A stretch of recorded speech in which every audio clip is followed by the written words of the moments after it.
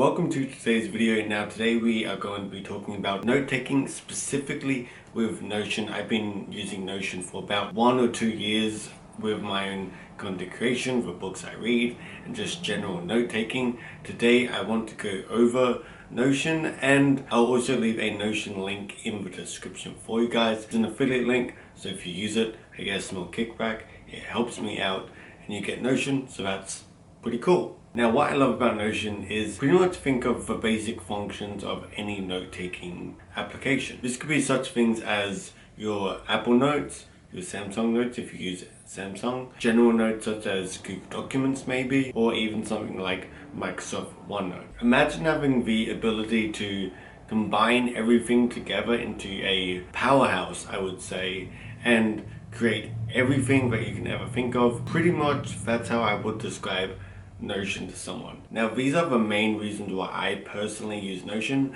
Everyone's going to be using it for their own different reasons, but I mainly use mine for content creation. So I have a calendar of videos that I would like to do or I want to do them in the future, and I can do notes in it and things of such nature, such as due dates, what the video is going to be about, what the thumbnail will be, what my source of information might be, such as a tech video for example. And the other reasons I also use is I have a habit tracker which is really easy to actually implement. I'll leave a free one in the description below. And the way I have set it up is I have set it up pretty much for making money, doing YouTube videos, being the highest health possible that I can, and every time I check these things off I just tick them throughout the day. It gives a little source of, oh, that feels good.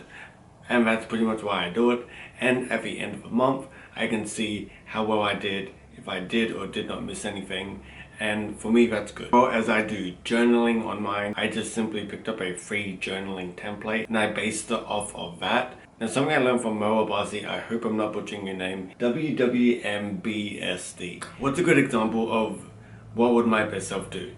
For your mental health, it could be something such as journaling, reading books, doing meditation. For health, it could be such as get 8 hours of sleep, go work out 3 times a week, and try to stick to a healthy diet as much as you can. For business, it could be create content, maybe reach out to some client, or get on a sales call 3 times a week and try to at least close one of them. Another thing that you could do for what would my best self do is learn something new. If you want to be a barista and you don't know how to be a barista, you could learn by making coffee and learning how to do all the cool little signs and little arts and the coffees and all that.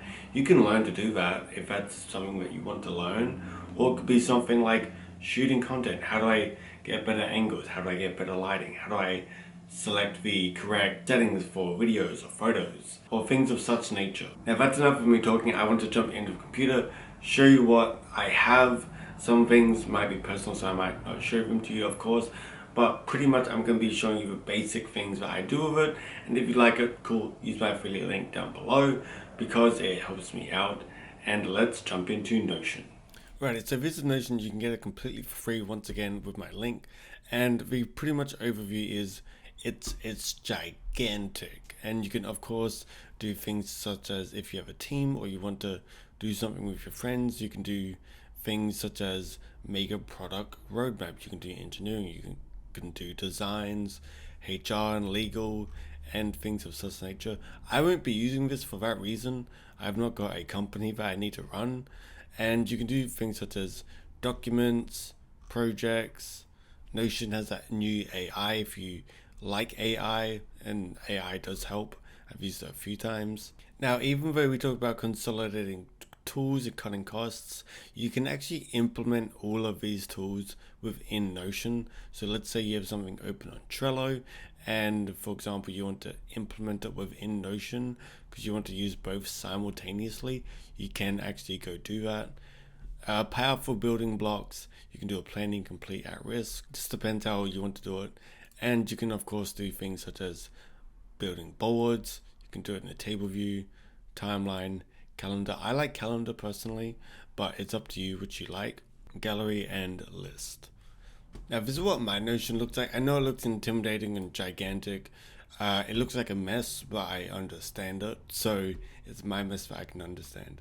So as you can see on the side, we have favorites. You can add anything you want to my favorites. So this is something I was working on before regarding something I want to do with like my business. So if we just click on the little arrows, go to add to favorites, and as you can see, you can pop up in your favorites, and of course you can remove it if you want to. So the main things I use it for is journaling. So the way I've done this is, so let's go to a new daily entry. So pretty much I've set up a template like this. You got time, you got day, daily, and this is affirmations that I don't do because I find it cringy, but it's still there. So pretty much I've laid it out as, what did I do well today? What could I improve on today? Like, for example, if you play video games all day and you're meant to do something else, what could you improve? You can just write it here. Way too much.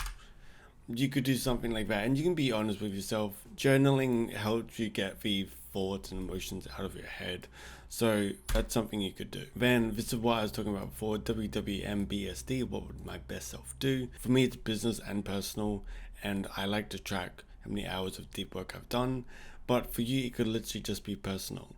So for me to create this, I simply did this if you want to create a journal. So in the left hand corner, you go to add page. Now you can start a page completely from scratch. That's what I did. So I went to templates, and there's tons and tons of templates always being added. So you can choose what category it falls into, such as school, work, personal, projects. So let's say we're actually making a journal. Let's say personal, and you have a whole list of what you can do. You can create a journal. So let's say you want to do that. Go into journal, and this is what it is, and we say get template, and we'll see adding a new journal. Now it's in. So daily reflection, you could say I want to add a new journal. You can delete these if you want to. Let's just delete them for the sake of deleting them. Title, today was a good day. And you don't have to get as fancy as me. You can just say it's a daily entry. But this is a template that they give you. You can choose to use this if you want to, but this is a good starting block unless you just want to write down all your information on a blank screen, and you can just say how my, I can't spell today, how my day was XY Z. You can do it like that, or if you want to, you can do things such as I did. So what I did is I changed the template a little bit. So instead of having it like this, I created my own variant. So if we come down to new and click on the little drop down arrow, templates for journal. So if you want to edit a journal or create a completely new one, for demonstration purposes, I'll edit the daily entry. So we will say edit, and this is the default as it comes. So I could change this to welcome to your personal diary. And let's say for example, what made me happy today?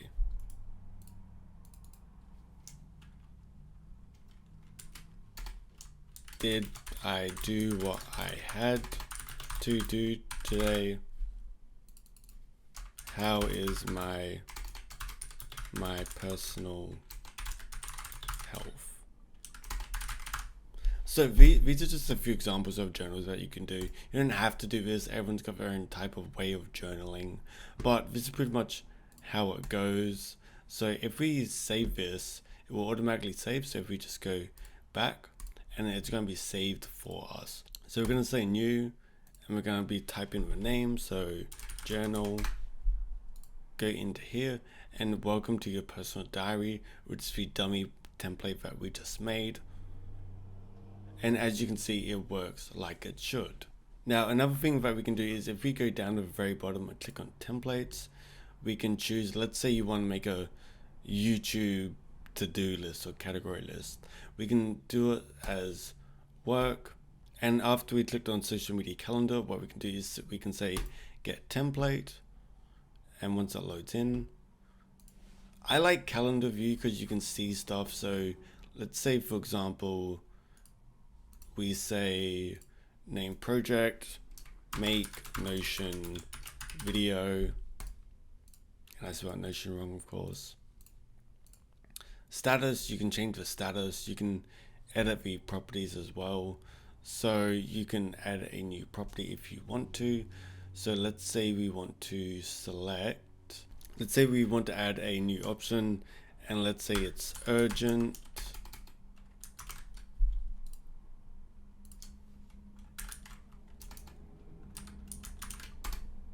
And we can, of course, urgent is red, of course, it's not good. So we can say that's urgent, and we can change the status to urgent. Let's say, what's today's date today? Let's say it's due today, and it's about the brand, and let's change this to, let's say, YouTube, and click on YouTube, take out brand. Now you don't need any of these unless you want to keep them, it's totally up to you. So I'm just going to delete these. And platforms, we can say TikTok, YouTube, Facebook, for example. Now, let's say, for example, we don't like this view and we want to see the actual calendar. So we can see that it's due today. So what we can do is we can go in, make the necessary changes. You can add comments for you, yourself, or your team. So Stacy needs to change this. Stacy needs to upload the video.